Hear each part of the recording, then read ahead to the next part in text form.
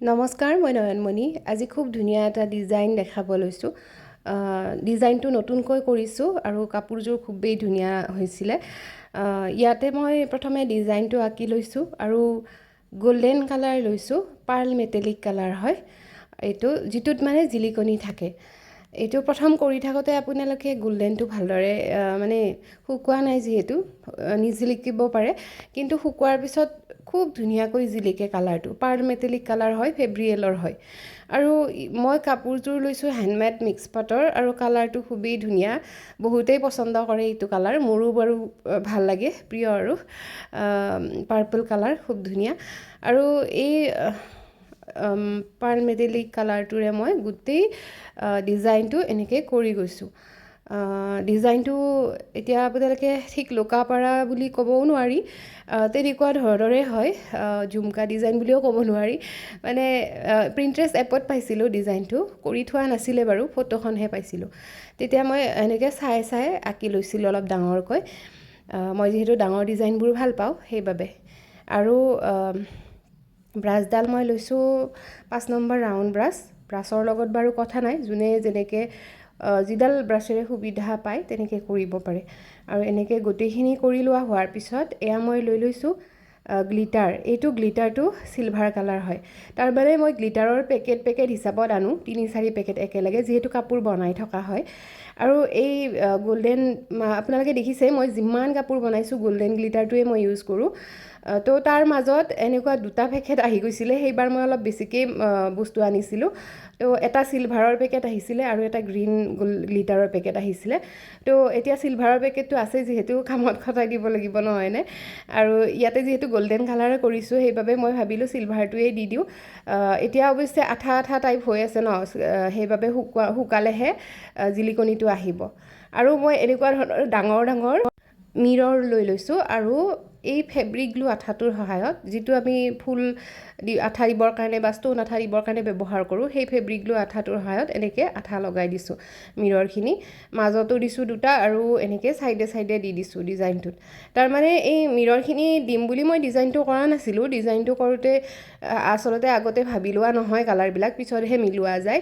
কিন্তু এই মিৰৰখিনি মোৰ বহু দিনৰ পৰা আনি থোৱা আছিলে, এনেই পৰি আছিলে, ডিজাইনটো খটাই দিলোঁ তাৰমানে। তাৰপিছত চকুকেইটাত লগাই দিলোঁ পাৰ্লমণি আৰু এই মিৰৰখিনিৰ তলত এটা এটা পাৰ্লমণি লগাই দিছোঁ। ইয়াতে মই আপোনালোকে দেখিব শেষলৈকে চালে ডিজাইনটোত বেছিভাগ ষ্ট'নৰ কাম কৰিছোঁ। কালাৰ মাত্ৰ এটাই, পাৰ্ল মেটেলিক গল্ডেন কালাৰটো। আৰু তাৰপিছৰ কামখিনি গোটেই ষ্ট'ন, গোটেই কাপোৰযোৰত ষ্ট'নৰ কাম কৰিছোঁ। বেছিকৈ ষ্ট'ন আছে ইয়াতে আৰু হেভিও হৈছে কাপোৰযোৰ। যদিও দেখাত চিম্পুল, মানে কৰোঁতে বহুত বেছি সময় লাগিছে। এইবাৰ এইটো মই ষ্ট'নটো লৈ লৈছোঁ, যিটো অকণমান দীঘলীয়া আকৃতিৰ হয়। এইটো ষ্ট'নো মোৰ আনি থোৱা আছে ভালেখিনি, ইয়াতে অলপমান কামত খটাই দিলোঁ আৰু এইটো অৱশ্যে ইয়াৰ বাজৰ সহায়ত লগাব সুবিধা হয়।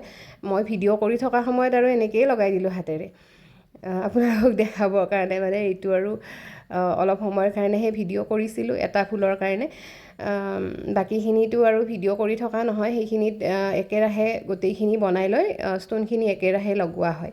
তাৰপিছত মই ওপৰত যিটো মিৰৰ লগাইছিলোঁ তাৰ চাইডে চাইডে এয়া গোল গোল যিটো আমি ফ্লাৱাৰ লেচৰ কাপোৰ বনালে যে মণি এটা লগাওঁ মাজত, সেনেকুৱা এটা মণি লগাই দিছোঁ। মানে এইটোৰো এটা চাইনিং আছে, মণিটোৰ জিলিকনি এটা আছে। আৰু মই কৈছোঁৱে আপোনালোকক ভিডিঅ'ত যে মই ইয়াতে ষ্ট'নৰ কাম বহুত বেছিয়ে কৰিছোঁ লগাতকৈ। এয়া দেখিছেনে, মাজৰখিনিতো মই এনেকৈ ষ্ট'ন লগাই দিছোঁ। সেইটো যিটো গোল গোল ষ্ট'নটো অলপ জিলিকনি এটা থাকে। আগতে মই ভিডিঅ'ত পেকেটবোৰ দেখাইছোঁ আপোনালোকক, সেইবাবে এইবাৰ দেখুওৱা নাই, এনেকৈ লগাই দিছোঁ। আৰু এইখিনি আঁচলটোৰ কাম হৈ গ'ল। আৰু মই ছাইডত দেখিছেনে, এইটো এটা বৰ্ডাৰ বনাইছোঁ। এইটোও মই হাতেৰে বনাইছোঁ, লেজ নহয় কোনো ধৰণৰ। এইটো 3D আউটলাইনাৰ আৰু ষ্ট'ন, মানে কৈছোঁ ন, একদম ষ্ট'নৰ কাম কাপোৰযোৰত। আৰু ইমানখিনি দেখালোঁ যিহেতু, আৰু মই ছাইডৰ লেজটো, মানে লেজ নহয়, লেজৰ দৰে কেনেকৈ বনালোঁ সেইটো অকণমান দেখাই দিওঁ। 3D আউটলাইনাৰ লৈছোঁ গল্ডেন কালাৰৰ। এইটো শুকালে একদম গল্ডেন হৈ যাব, নুশুকোৱালৈকে এনেকুৱা কালাৰৰ হৈ থাকে, যিহেতু ইয়াতে আঠা মিক্স থাকে। আৰু মই কোনো ধৰণৰ আঁকি লোৱা নাই, আন্দাজতে এনেকৈ ডিজাইনটো কৰি গৈছিলোঁ। 3D আউটলাইনাৰেৰে প্ৰথমে ডিজাইনখিনি কৰি গৈছোঁ, তাৰপিছত মই ষ্ট'নৰ কাম কৰিছোঁ। সেই একেটা ফেব্ৰিক গ্লু আঠাৰ সহায়ত এনেকৈ ষ্ট'নবিলাক লগাই দিছোঁ, মাজত পাৰ্ল মণিটো দিছোঁ আৰু দুয়ো ছাইডে এয়া মই যে দেখাইছিলোঁ মোৰ তাত ভালেখিনি এইখিনি মণি আছে, সেইকাৰণে আচলতে মই ইয়াতে লগাইছোঁ। আৰু এই মণিবিলাকৰ বহুত বেছি দাম লয় আচলতে। আৰু এনেকৈ ওপৰত তিনিটা এয়া ৰাউণ্ড টাইপ যিটো মণি আছিলে, ষ্ট'ন আছিলে, সেইটো লগাই দিছোঁ। হাতেৰে লগাব অলপ দিগদাৰ আৰু এনেকৈ ইয়াৰবাজৰ সহায়ত লগাব খুবেই ইজি আৰু গোটেই বৰ্ডাৰটো কৰোঁতে সময়ো লাগিছে বাৰু যথেষ্টখিনি, তথাপি যেতিয়া কাপোৰযোৰ ভাল লগা বুলি কয় আপোনালোকে বহুত বেছিয়ে ভাল লাগে। আৰু এয়া চাওকচোন সম্পূৰ্ণ কাপোৰযোৰ বুকত পৰাকৈ এটা দিছোঁ, মই অলপ দীঘলকৈ আঁচলটো ৰাখিছোঁ কাৰণে বুকত সেনেকৈ আহিছে। আৰু কাপোৰযোৰ যেতিয়া বনাই আছিলোঁ প্ৰথম এটা ফুলৰ ভিডিঅ' মই ৰীল এটা দিছিলোঁ ফেচবুক পেজত, তেতিয়াই কাপোৰযোৰ আচলতে বিক্ৰী হৈ গৈছিলে, মানে এগৰাকী বাইদেৱে ল'ম বুলি কৈছিলে, মই দিওঁতেহে অকণমান পৰম হ'ল। আপোনালোকৰ কেনেকুৱা লাগিছে জনাব। কাপোৰযোৰ তেখেতে বহুত ভাল পাইছে আৰু তেখেতে এটা মোক ফটো শ্বেয়াৰ কৰি দিছে, মানে পোৱাৰ পিছতে গাত লগাই এনেকৈ ফটোটো শ্বেয়াৰ কৰি দিছে। আপোনালোকৰ কেনেকুৱা লাগিছে জনাব। আৰু যদি কোনোবাই অৰ্ডাৰ কৰিব বিচাৰে, অৰ্ডাৰ কৰিলে বনাই দিয়া হ'ব, অলপ টাইম লাগিব।